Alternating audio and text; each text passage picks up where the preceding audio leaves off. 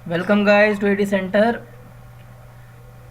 ये क्लास जो है लास्ट क्लास की कंटिन्यूएशन क्लास है। इस क्लास में हम अल्टीट्यूड और height of satellite above the earth surface पढ़ेंगे। लास्ट क्लास में हमने टाइम पीरियड तक शायद पढ़ा था, हम्म। टाइम पीरियड ऑफ सैटेलाइट तक। हमने जाना था कि क्या होता है टाइम पीरियड, क्या होता है सैटेलाइट, और क्या होती है ऑर्बिटल स्पीड वगैरह वगैरह। इस क्लास में अल्टीट्यूड कितना होता है सैटेलाइट का अर्थ सरफेस के ऊपर, फॉर्मूले के रूप में, वो हम जानेंगे। ठीक है। और क्या हाँ। एंगुलर मोमेंटम होता है, एनर्जी किसी ऑर्बिटिंग सैटेलाइट की कितनी होती है, ये सारी चीज़ें जानेंगे। तो सबसे पहला हम्म। टॉपिक हम उठाते हैं इसमें, अल्टीट्यूड और height of satellite above the surface of earth.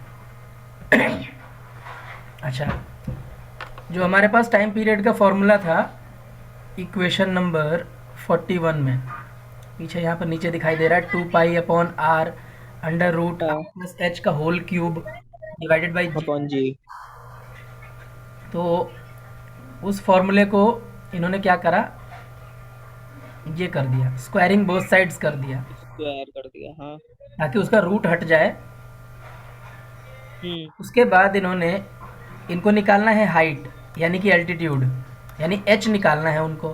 तो एच निकालने के लिए उन्होंने ये किया कि वो रूट हटाएंगे तभी वो एच निकल सकता है। हम्म। उसके बाद इसी फॉर्मूले को मॉडिफाई करके इन्होंने आर प्लस एच का होल क्यूब की वैल्यू जो है निकाली, और वो ये आई। फिर उन्होंने हाँ। उसका क्यूब रूट कर दिया जैसे 1/3 पावर में दिखाया गया। हम्म। और उसके बाद उन्होंने इस आर को माइनस कर दिया इसमें से।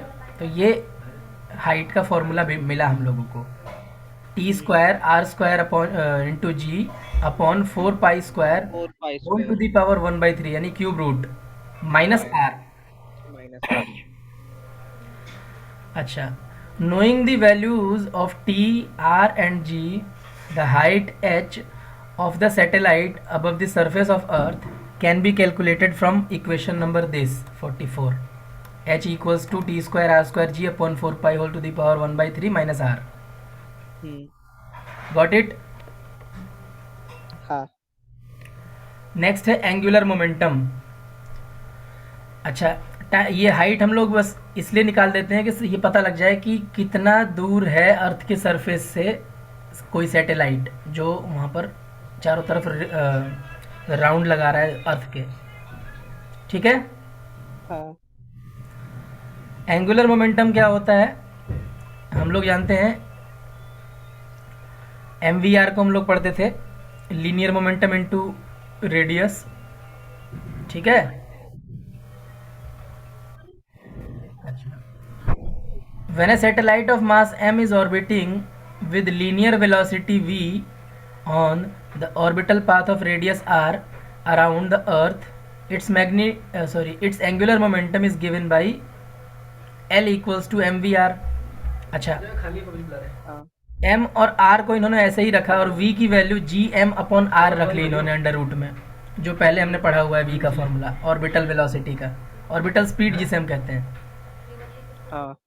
वो वैल्यू जब इन्होंने पुट की तो इन्होंने क्या करा, ये फॉर्मूला जो मिला उसको उसके अंदर ना एम आर को भी अंदर ले गए ये,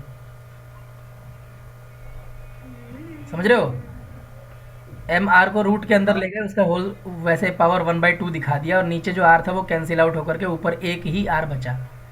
हम्म। तो M square G M R का होल रूट हो जाएगा इस पे। Whole. From the above it is clear that angular momentum of a satellite depends on both the mass of the satellite and the mass of the planet. It also depends upon the radius of the orbit r of the satellite. मतलब angular momentum जो है छोटे मास पे भी depend करता है और बड़े मास पे भी डिपेंड करता है। ठीक है। और उसके हाँ। रेडियस ऑफ ऑर्बिट पे भी डिपेंड करता है कि कितना दूर तक में जा करके वो एंगुलर मोमेंटम बना रहा है। हम्म। Equal to depend. इसके बाद आता है energy of an total orbit orbiting satellite, what the meaning of orbiting satellite here? चक्कर लगाता हुआ, हाँ कंटिन्यूएशन में है वो, ठीक है। The total mechanical energy capital E of a satellite revolving around the earth is the sum of its potential energy and kinetic energy. भाई एक तो उसकी पोजीशन की वजह से जो एनर्जी होगी और एक उसके मूवमेंट की वजह से जो एनर्जी की वजह होगी, से भी। दोनों जुड़ने के बाद ही टोटल एनर्जी यानी मैकेनिकल एनर्जी हमें मिलेगी, ठीक है, ऑर्बिटिंग सैटेलाइट की। पोटेंशियल एनर्जी क्या होती है? हमने पहले पढ़ी थी फॉर्मूले, उसका उसका फॉर्मूला पढ़ा था हमने, U equals to minus G M upon R, G M upon R, जहाँ पर एक एम बड़ा है एक एम छोटा है। Potential energy. एनर्जी वर्ड आ गया तो एक और एम आ गया ना, सर्टेन मास। अच्छा, काइनेटिक एनर्जी क्या होगी? वो फॉर्मूला हम जानते ही हैं, 1/2 mv² होता है, वी को ऑर्बिटल स्पीड वाली वैल्यू डाल दो तो ये बन जाएगा तुम्हारा Gm m/2r, है ना। हाँ अब इन दोनों को जोड़ देते हैं, Gm m/r plus 1/2 Gm m/r। तो अब सपोज करो कि -1 में से आधा घटा रहे हो, तो माइनस का आधा बचना चाहिए। हाँ तो वही बात है, यहाँ पर 1 Gm m/r माइनस में है और प्लस में हाफ Gm m/r है, तो आंसर भी आ रहा है हाफ Gm m/r माइनस में। हम्म,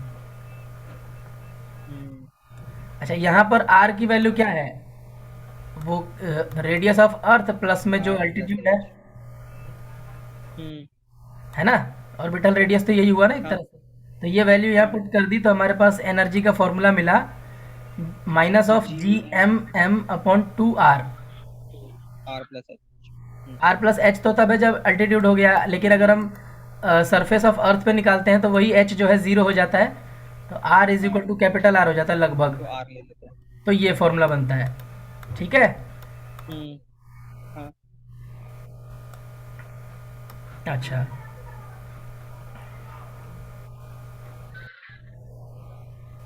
अच्छा, the above expression has been obtained considering the circular orbit of the satellite. When the orbit of satellite becomes elliptical, both potential and kinetic energy of the satellites vary from point to point, but the total energy remains constant and is negative, as in the case of circular orbit.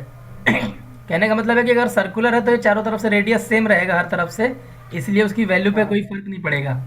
लेकिन अगर वो elliptical हो जाता है, जो जैसा कि होता है एक्चुअली, तो हम्म, जहाँ पर डिस्टेंस वेरी करेगा वहाँ इसकी इंडिविजुअल एनर्जीज जो है वो वेरी करेंगी। कहीं पर काइनेटिक एनर्जी ज़्यादा होगी तो पोटेंशियल कम होगी, कहीं पे पोटेंशियल एनर्जी ज़्यादा होगी तो काइनेटिक कम होगी, लेकिन जो दोनों का सम आएगा वो इक्वल रहेगा हमेशा, वही रहेगा जो टोटल का सम पहले कांस्टेंट ही था।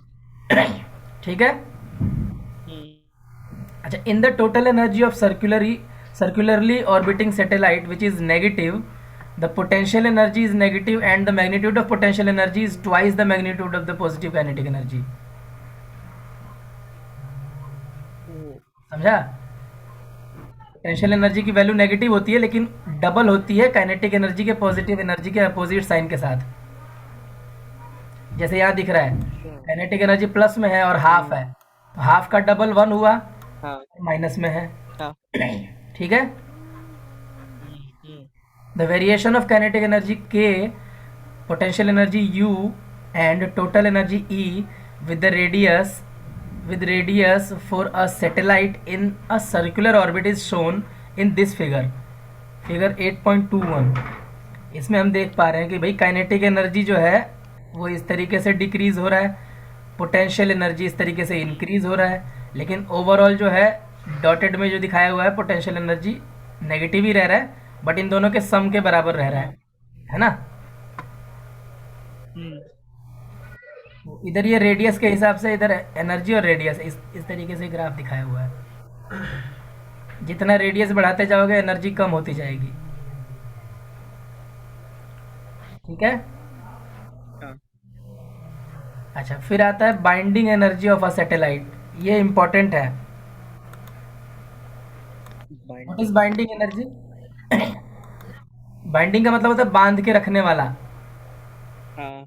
The energy required to remove the satellite from its orbit around the earth to infinity is called binding energy of the satellite. Binding. मतलब कि बाइंडिंग एनर्जी से ज़्यादा एनर्जी हम दे देते हैं तो क्या होगा, ये टूट जाएगा जो वो एक फिक्स रेडियस में चल रहा है और टूट के इन्फिनिटी की तरफ चला जाएगा।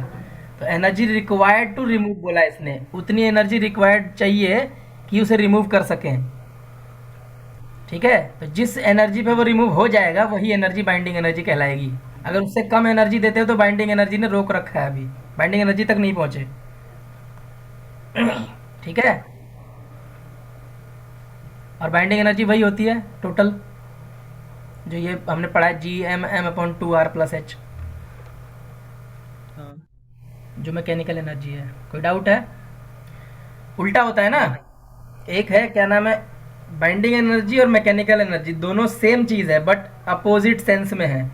एक जो मैकेनिकल एनर्जी है वो टोटल उसे जोड़ के रखने वाला एनर्जी है कि भाई मैं फिक्स रेडियस पे रखूंगा, और उसी उसी टाइम का जो एनर्जी उसे तोड़ने वाला एनर्जी है वो बाइंडिंग एनर्जी कहलाएगी। डिफरेंस क्या है कि भाई वो पॉजिटिव है तो ये नेगेटिव होगा, सिंपल। ठीक है,